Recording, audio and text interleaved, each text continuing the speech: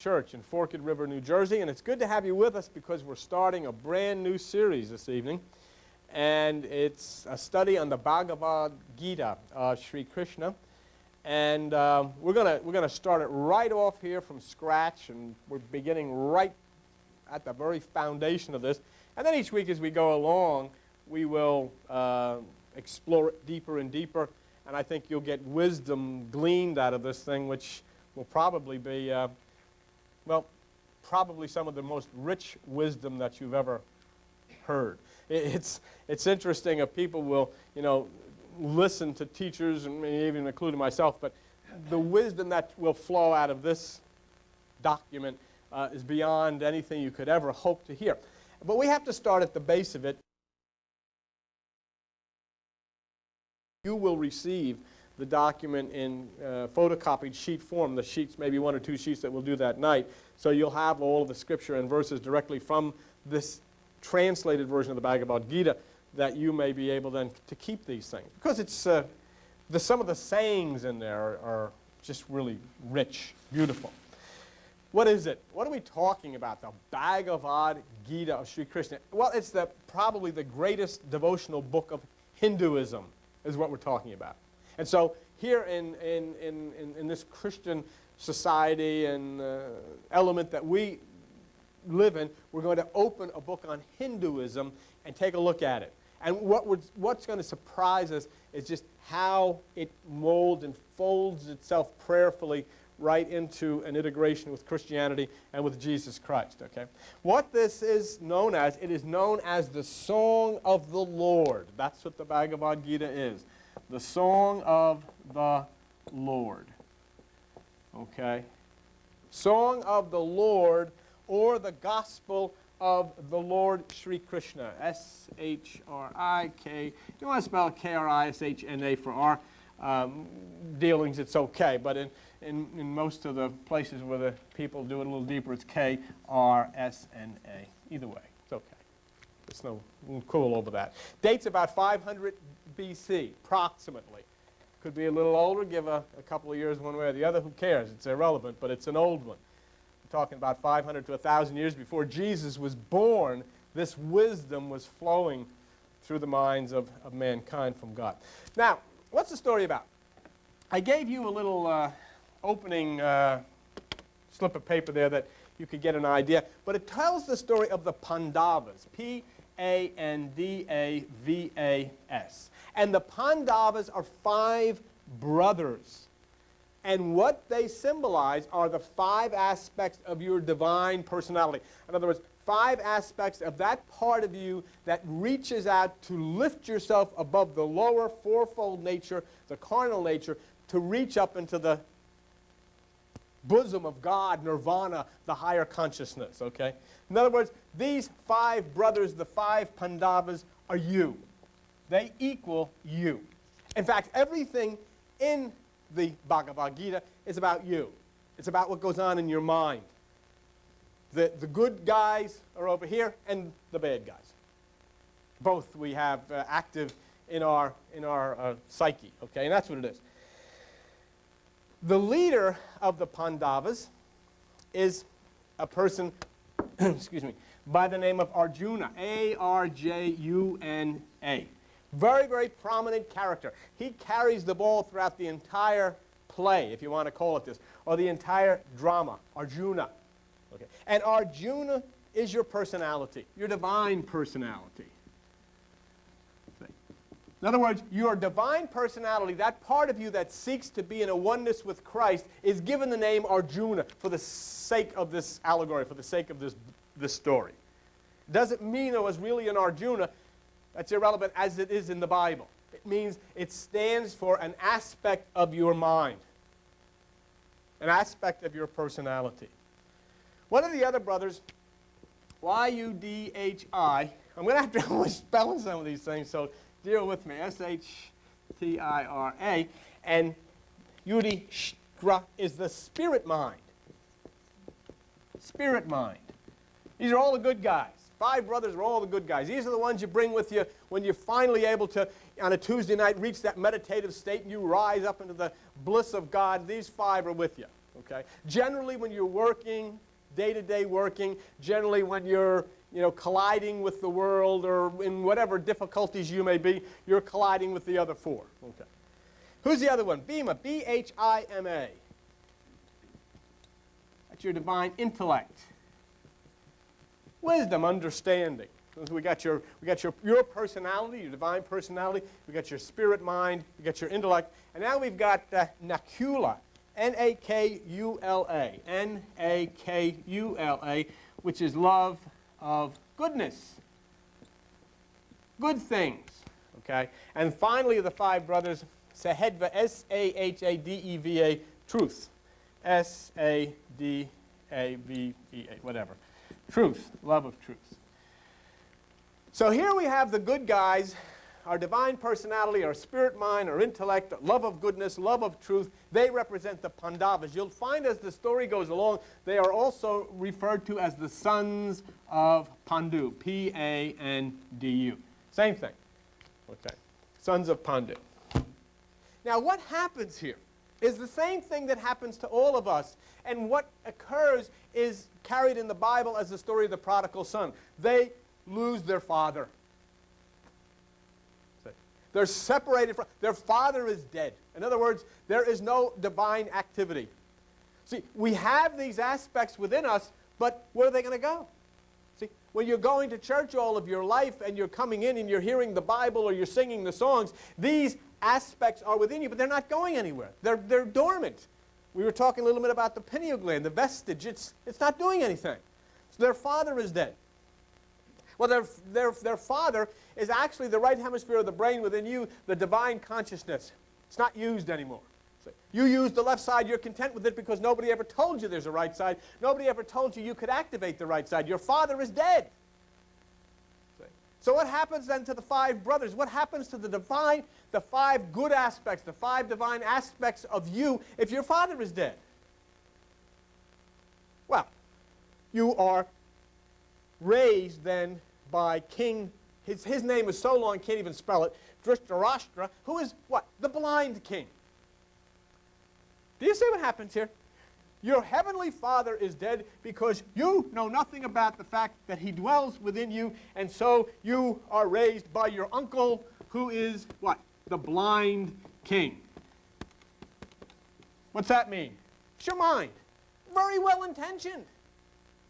Tries to do the best it can. But what's it usually do? Leads you into a ditch.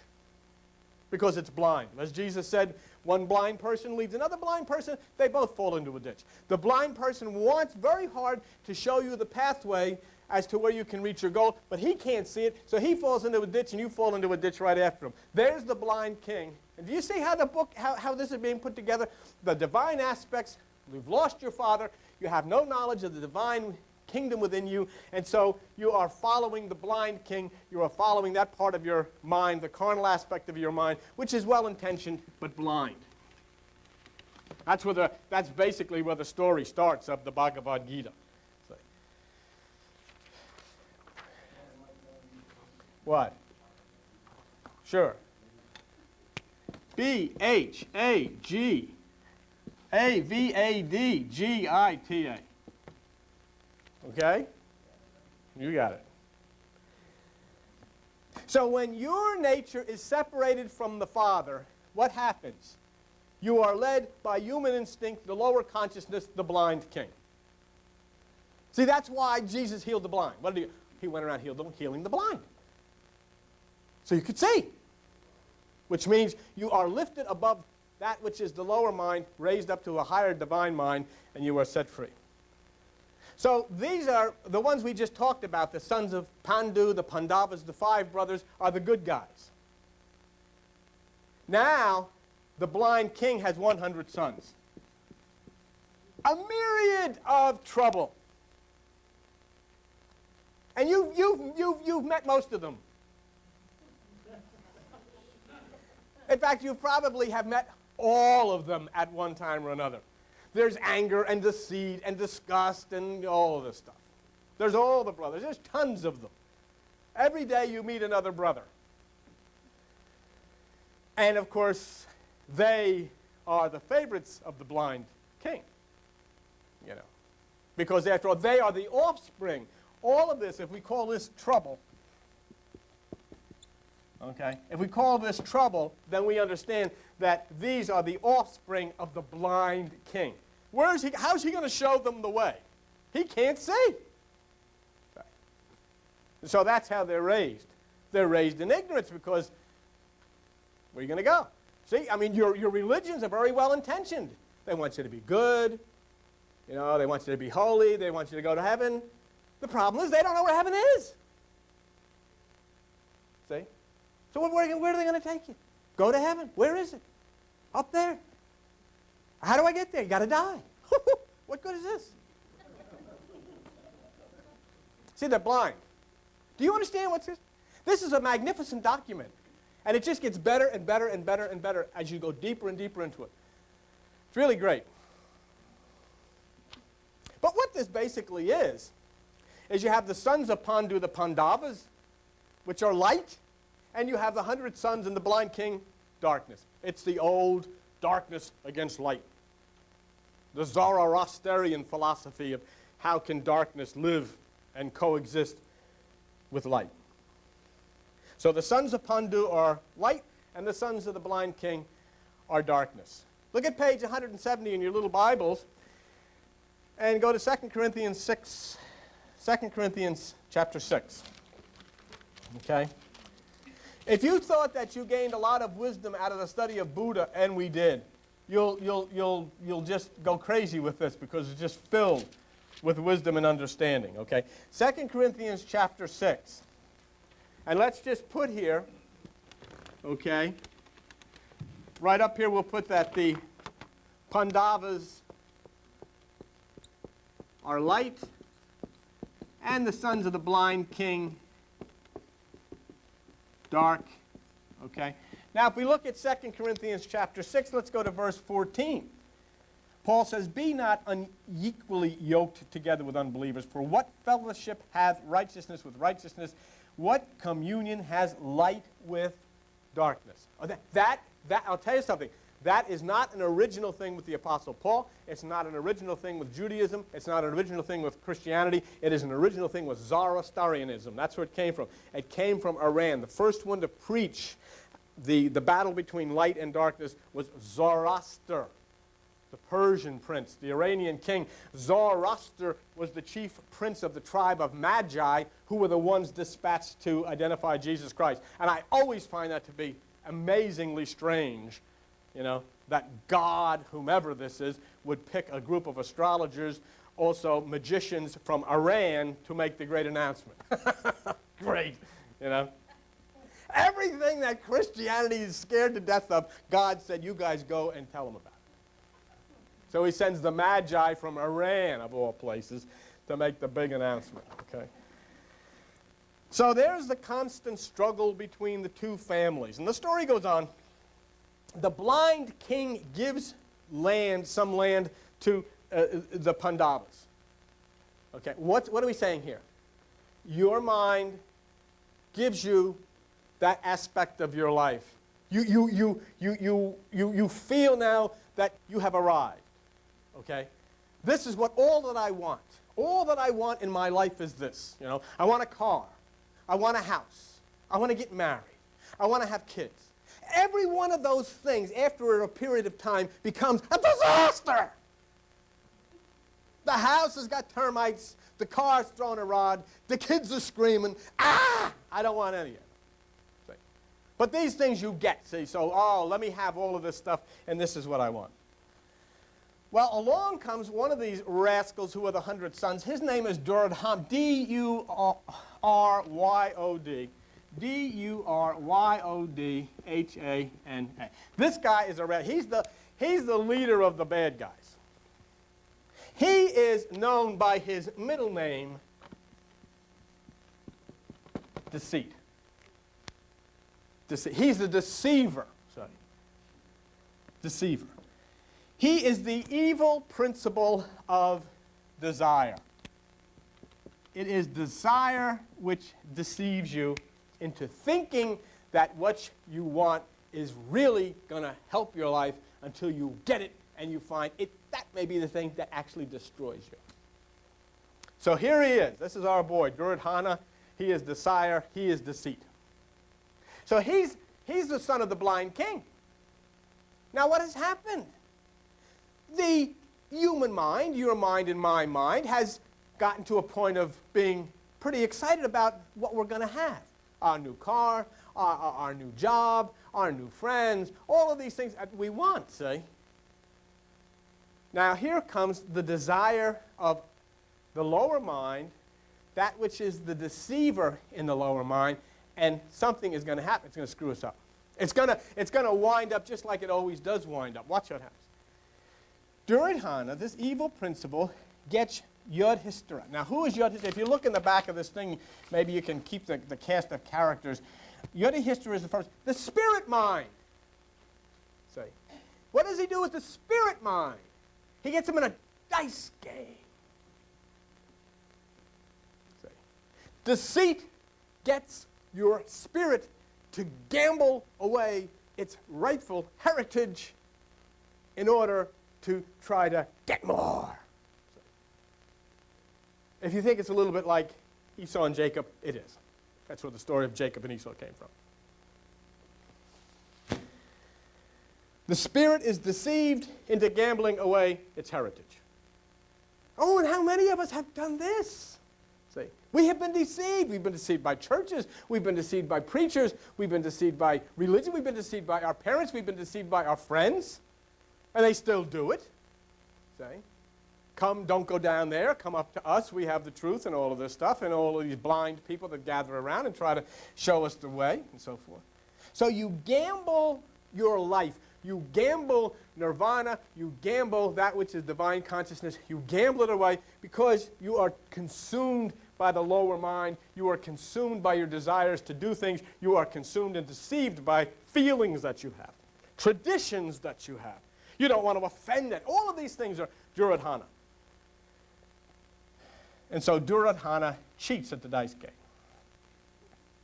The lower mind deceives our spirit, and we lose ourselves. Look at page 549 in your little Bibles, and the rest of you go to book of Proverbs. Okay? Proverbs, and let's look at Proverbs chapter 12. Proverbs chapter 12. And let's go to verse 5. The thoughts of the righteous are right, but the counsels of the wicked are deceit. And the counsels of the wicked are not wicked people, they're wicked thoughts. Those are the things that have to... Think of all the things in your life that have been screwed up, that you were sure were going to bring you happiness. You lost the dice. You know, you rolled the snake eyes. And the dice were loaded anyhow. He had a little bit of stuff in them, so they weren't going to roll the right way. No way you could roll a 7 when you're playing with this guy. The only time you can roll a 7 is when you roll it up above. You cannot roll a 7. You're always going to roll snake eyes when you play dice with this guy. That's what the Bhagavad Gita is telling you. If you want to gamble, then you're going to lose, because his dice are loaded. What that's saying, what the Bhagavad Gita is saying, if you gamble away this which is your divine mind, your divine meditation, it's no gamble. You're going to lose. Definitely going to lose. Okay, so you cannot win. It's impossible because the game is fixed. Okay? Look at page 31 in your little Bibles, and the rest of you go to the book of Matthew. Let's go to Matthew chapter 27 and verse 35. This is the crucifixion of Jesus Christ. And they crucified him and parted his garments, casting lots, that it might be fulfilled which was spoken by the prophet. They parted my garments among them, and upon my vesture did they cast lots. We are quick to gamble with our desire nature to make things come out right, but our desire nature is a deceiver, and we're going to be cheated. We're going to lose. And there's a particular symbolic statement there that even gambling away the covering of Christ, trying our best to figure out how we're going to survive in this world, and we're playing against somebody that's got a loaded dice. What happens here? Oh, we lose, our spirit mind is lost, and Duryodhana, which is the seat of the lower mind, forces the Pandavas, forces the good essence of us to go into exile for 13 years. 1, 3 equals 4. That's our fourfold nature going into bondage. Lost the whole doggone thing. And most of you have been in exile a heck of a lot longer than 13 years. See? Because you played with it. You gambled with it. You got chopped up. You played with somebody who's got a loaded dice, and your fourfold nature came into the bondage of the system, and you're out of it. But now, all of a sudden, here you found something going on within you. All of your life. Let me tell you something. This is a story about all of us so far. We all lost. And we all found ourselves in bondage. We all found ourselves in the wilderness. We had nothing. And we groped around, and then suddenly something stirred within you. The 13 years ended. In other words, you started to feel something drawing your fourfold nature back. Back. And you started challenging the blind uncle, the blind king. You said, I want what's mine back. That's why you're sitting here. You are sitting here because you have gone to the blind king and said, I want mine back. I want what's rightly mine back. It was stolen from me by the deceiver. I want it back. Okay? That's why you're sitting in the chairs that you're sitting in. Well,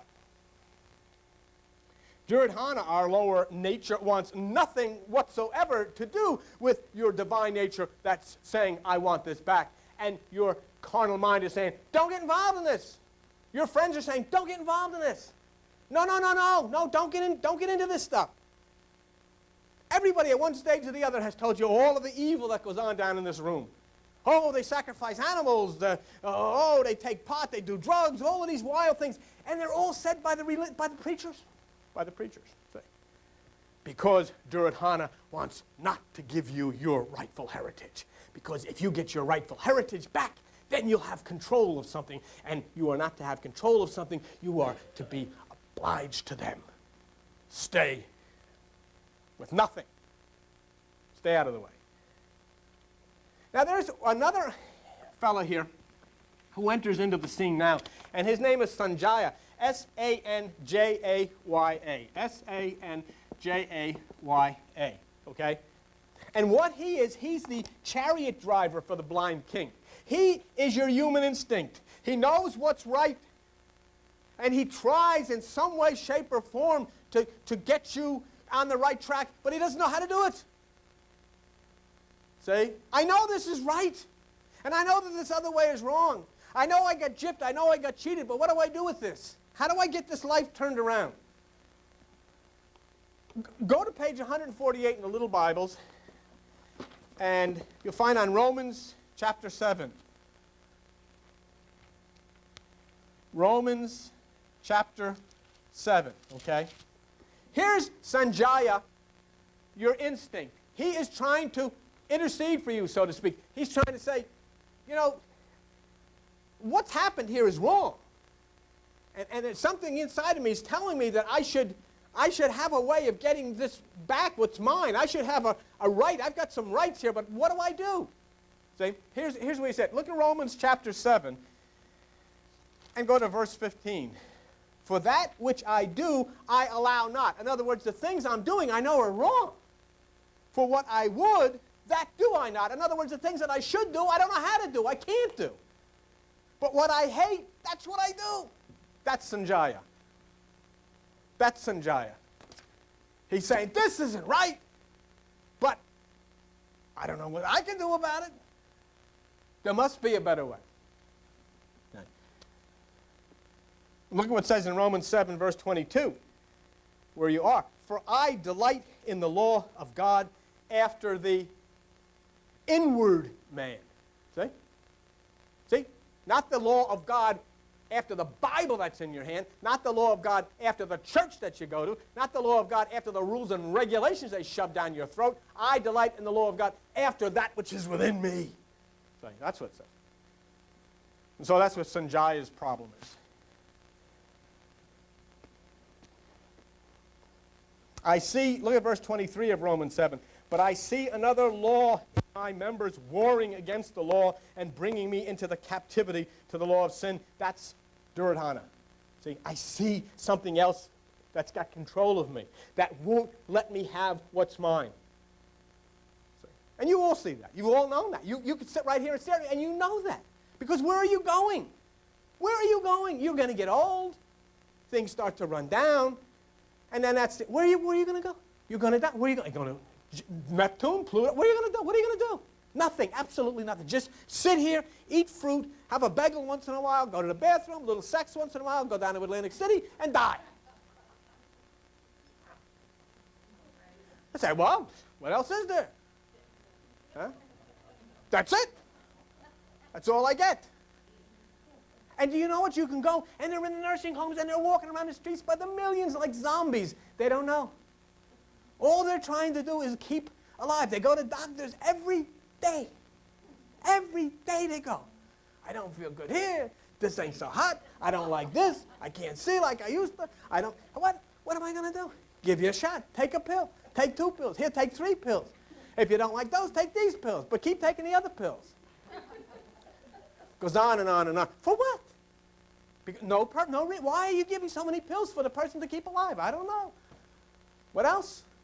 Just stay alive. And yet nobody can stay alive, but they keep giving you the pills. Because there's no purpose, there's no reason for all of this. No way of understanding all of this. Okay? So here then, Duryodhana decides, your desire nature says, you're not getting this back, I am going to go to war with you, and there is all hell going to break loose right in here. There is going to be all hell breaking loose. Now, there's more intervention here. Here comes Bhishma, B-H-E-E-S-H-I-M-A. B-H-E-E-S-H-I-M-A. Here's another intervention from this Bhishma is your lower intellect, wisdom, consciousness. Now, see, first of all, your instinct said you were not being treated right. I almost said something. Now, your mind, your intellect starts to say, something's wrong here. You know, I had a feeling that I shouldn't be living this way. There's something more to life than this. Now, all of a sudden, you might start reading something. You might have turned on the television, seen the screwball like me on his saying, and say, hey, what the heck, this sounds like it might be pretty good. Maybe I'll try this crazy stuff. Oh, I don't know, what? I'll try anything. Wisdom. This is Bhishma starting to intercede. And again, your desire says no, won't let you go. Duryodhana says no. And then finally, Lord Krishna, the divine impulse speaks within. But you're still.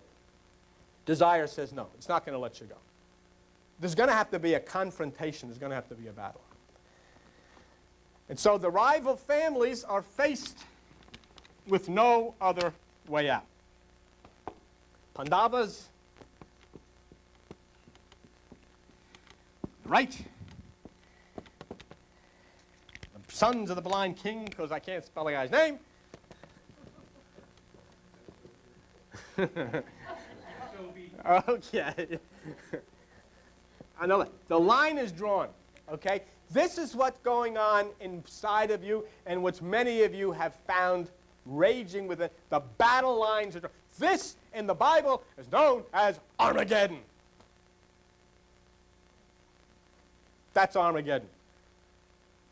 When the right side unleashes its fury and the left side responds.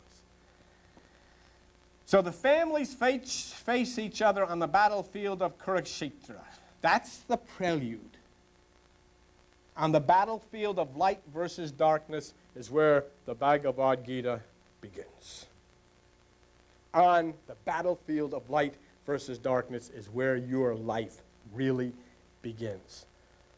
All the rest of it was seeking to find life, seeking to follow the leader, finally coming to grips with the fact that you were being deceived, then coming back to claim what is yours as you are here now, finally not able to overcome the desires, not able to overcome the thoughts of the mind, you find yourself with a battle line drawn.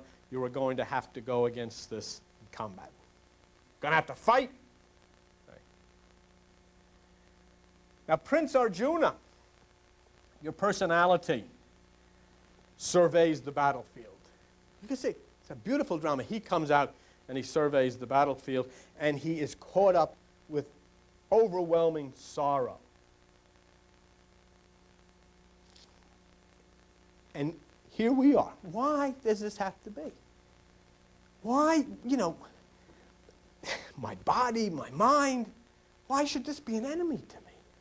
I mean, and how am I going to turn and go against the very thing that I've loved and has supported me, myself, my ego, my being, my name, my traditions? Why do I have to fight? Why do I have to kill those very things? What's the purpose of all of it? Why does this have to be done in order for me to find? Why can't I just, somebody tell me and lift me up? Why can't I just be happy? Why can't I just become divine? Why do I have to go through all of this conflict with myself in order to arrive at nirvana? Why? And here Arjuna then, in looking over the battlefield, goes into a deep depression over the futility of war. Why? And then Krishna speaks. God speaks. Christ consciousness speaks to Arjuna. And their conversation is overheard by Sanjaya, the instinct. And Sanjaya, the instinct, begins to tell what was said to the blind king. Huh? What's happened here? Meditation. The Christ speaks within us, speaks within to our divine personality. And the words that come from on high start to come down into our lower instincts and fill our lower minds, and we begin to receive that which is God. That's just what this is about. It's not somebody overhearing what Krishna said to Arjuna and reporting it back to the blind king. It's the fact that these messages, these divine celestial impulses are coming down, being picked up by our divine personality, which is our Christ nature, given down unto our carnal nature, where that which is our instinct, our human instinct, begins to pick up on this. This is why all of a sudden you have a good idea. Wow, I know what I'm going to do. When you say, oh, I know what I'm going to do, Sanjaya has overheard, has picked up something that was said from Krishna to Arjuna, from the right side to your instinct. Because this is all the functioning of your mind. It is not some kind of a play. And Sanjaya reports that what he heard back to the blind king, as I've said to you, and the battle then begins. The war is about to begin. The battle lasts 18 days. 18 days. 1 plus 8 equals 9. Again, just like the Bible, the Gita, Bhagavad Gita is telling you this is about consciousness. The number 9 is a consciousness. Couldn't be 17 days, couldn't be 15, 16. It had to be 18 because it has to be 9. Consciousness. See, Jesus was crucified. There was darkness on the earth from the 6th hour, which is works, denominations, doctrines, doing, until the 9th hour. New consciousness. See, the whole thing. The Bible from beginning to end is consciousness. The Bhagavad Gita is consciousness. Buddha is consciousness. Krishna is consciousness. Jesus is consciousness. Zoroaster is consciousness. The whole thing is consciousness. Because what else is there? If there is no consciousness that is divine within you, then you've got what on the outside? Desire and trying to figure everything out and trying to succeed and being destroyed. So it's consciousness. At the end of the battle, all of the warriors are dead, except for Krishna and the 5 sons of Pandu. The Pandavas survive. Krishna survives. There is nothing left of all that has set about to hurt you. There is nothing left of the fear. There is nothing left of the sickness. There is nothing left of the hate. There is nothing left of the anger. All of that is dead. All that is alive within you is Christ consciousness and that which is your divine personality and your divine senses. The light overwhelms the darkness and is preserved with the divine mind. So we've done the prelude. This is kind of a little bit like the, you know, before the show starts, they have the, what do they call, the overture. We've done the overture. The good part now begins next week, when we get into the first part, which is the sorrow of Arjuna, see, in which Arjuna then speaks to Krishna and asks him to explain why. Why do you have to come? Why are you alive? Why must you kill out the aspects of your being? And can you kill them? And can you be killed? I mean, what is it all about? What is life all about? What is the purpose? And then, you know what's amazing? That this is one of the most magnificent, most beautiful things ever set on paper in the history of the world. And you know what? Christianity, almost to a person, doesn't even know it exists. See? That's like having never seen the sun. It's like having never seen the sun, having never seen a star. Don't even know they exist. Having never seen a sunset, having never seen a dolphin, having never seen the ocean. That's what it's like. We have been, you talk about the communists, forget it. This is nothing compared to us. At least they put up a wall with them. I mean, with us, it's, you know, looks like it's all nice and we look like we understand everything. In fact, we're even told we're enlightened, we're saved. From what? We're saved from the truth, from peace, from life. You'll learn so much. You'll be lifted so high by the words of the Bhagavad Gita. Thank you.